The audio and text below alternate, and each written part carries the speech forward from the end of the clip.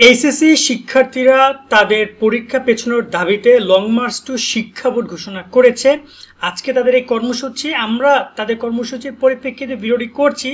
শিক্ষা মন্ত্রণালয় তাদের দাবি মানবে কিনা, পরীক্ষা ঠিক 4 দিন আগে এমন দাবি নিয়ে লং মার্চ করছে শিক্ষার্থীরা, সেই প্রশ্ন নিয়ে আলোচনা করব। তার সাথে তোমাদের কাছে এই দাবি পরিপ্রেক্ষিতে তোমরা পক্ষে নাকি বিপক্ষে কমেন্টে অবশ্যই জানাবা। এটা ধরে নিতে পারো আমাদের ভিডিওটা যখন শিক্ষা বোর্ডের কর্মকর্তারা বা কেউ দেখবে, ধরুন একজন অভিভাবকই দেখছে, সে দেখতে পাচ্ছে কমেন্টে শিক্ষার্থীরা কি চায়। তোমাদের অবশ্যই মতামত কমেন্টে জানাও।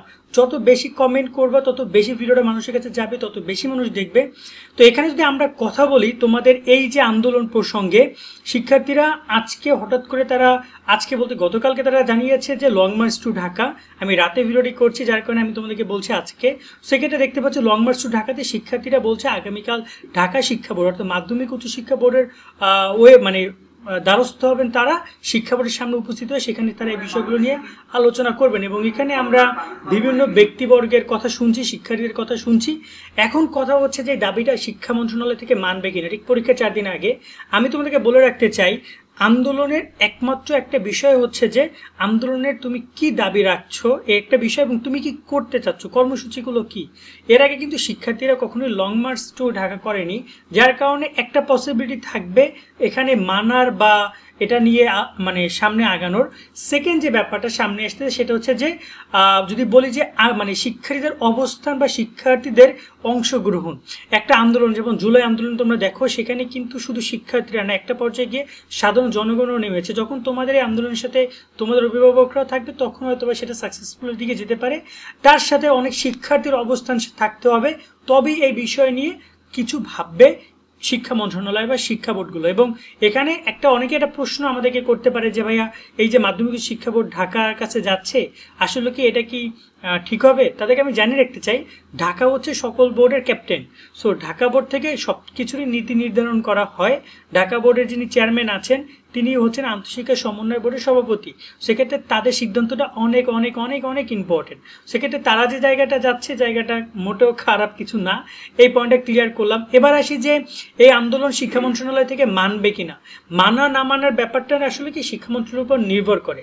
তবে যতটুকু মনে হয়, এটা অনেকে আমাকে বলতেছিল যে ভাইয়া এটা যদি আওয়ামী লীগ সরকার থাকতো মানতো কিনা। আমার কাছে কেন জানি মনে হয় আওয়ামী লীগ সরকার থাকতে এই দাবিটা মেনে নিত, তারা কিছুটা হলে শিক্ষার্থীকে সুযোগ দিত, যদি বিশেষ করে দীপমণির আমলটা হতো, ঠিক আছে। কিন্তু যদি দেখো তুমি নফলের আমলে, কিন্তু নফল তো একবারই শুধুমাত্র এসএসসি হয়েছে। তো এইচএসসি পরীক্ষার্থীরা 2024-এ আন্দোলন করলো পরীক্ষা পেছানোর জন্য, পরীক্ষা পেছানো হয়নি।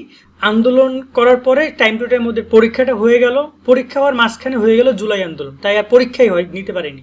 সো এক্ষেত্রে ওদের আন্দোলনে কিন্তু সফল হয়নি। কিন্তু পরবর্তীতে গিয়ে আবার যখন এই সরকারে এসে ওরা যখন প্রশ্ন তোমার পরীক্ষা স্থগিতের আন্দোলন করলো, ওইটা নিয়ে ওরা অনেক কিছু করছে, অনেক বড় বড় আন্দোলন করেছে। তারপরে যেমন আন্দোলন কাভার করতে আমরা গিয়েছিলাম, সেক্ষেত্রে পরবর্তী দেখা গেলো ওদের দাবিটা মেনে নিয়েছিল। এখন আমি তোমাদের আন্দোলন কাভার করতে যাব কিনা, আসলে এটা আমার বলতে পারো যে আমাকে আগে থেকে জানানো হয়নি, যার কারণে আমি হুট করে আমি কিছু ফ্যামিলি ইমার্জেন্সি কারণে আজকে হসপিটালেও ছিলাম, যার কারণে আমি এখন বর্তমানে হসপিটালে একটু বেশি দৌড়াদৌড়ি করছি।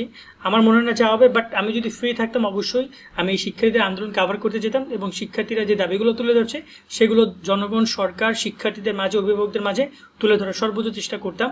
বাট তারপর আমি চেষ্টা করবো তোমাদের বিষয়গুলো এক্সপ্লেন করার। আজকের মতো ভিডিও আমরা এখানে শেষ করছি এই তথ্যগুলো দেওয়ার মাধ্যমে। সকলে তোমরা অনেক অনেক ভালো থাকবে এবং আন্দোলন নিয়ে তোমার কি মতামত কমেন্টে অফকোর্স জানাবা। আল্লাহ হাফেজ। এইচএসসি 2025-এর জন্য বেস্ট ইংলিশ কোর্স নিয়ে আমরা কথা বলবো। মাত্র 450 টাকায় তুমি ইংরেজি ফার্স্ট পেপার, সেকেন্ড পেপার দুইটা জিনিস হয়ে যাবে।